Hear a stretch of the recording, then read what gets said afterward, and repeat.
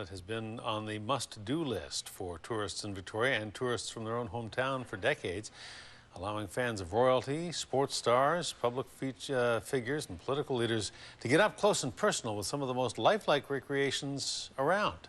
But the Royal London Wax Museum is being forced out of its home and has yet to find a new place to bring the likes of everyone from Gordie Howe to the Queen to the masses. A News reporter Erin Glazier breaks the mold on why this popular attraction feels put out. She joins us live. Erin.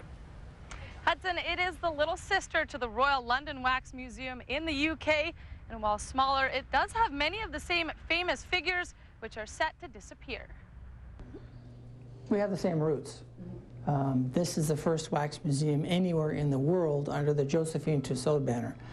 It's unique, that's for sure, but due to seismic upgrades to the 86-year-old building and lease arrangements, the Royal London Wax Museum will close its doors this Sunday. With no new location, owner Ken Lane says the wax figures may not reappear for a few years, if at all, but that the time off will give him a chance to reevaluate the business.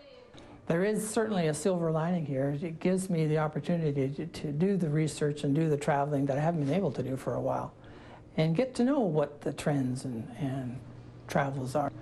We're looking at a rebirth almost. The Wax Museum was unable to extend its lease with the Provincial Capital Commission past 2013 and felt the nearly $500,000 cost of moving in and out and starting over was not worth the price. The Capital Commission is looking to set up a long-term lease with someone or an organization, a company, a business that has deep pockets, so they can tap those pockets to do the extra things to this building that they think they need to do. They're not entertaining an extended wax museum lease because the wax museum hasn't got those deep pockets that they're looking for. And that doesn't sit well with longtime employee Gregory Owen. Yeah, I think the last thing Victoria needs now is to have one less attraction for tourists to see when they come here. Walking through the halls of the Royal London Wax Museum is a great historical lesson. To see everything from the British monarchy to the United States' newest president, Mr. Barack Obama. And that historical perspective is perhaps the biggest loss to both tourists and the city. Upgrades to the CPR building are expected to be finished in November. And the Chamber of Commerce hopes a new tenant will help rejuvenate downtown Victoria's declining tourism industry.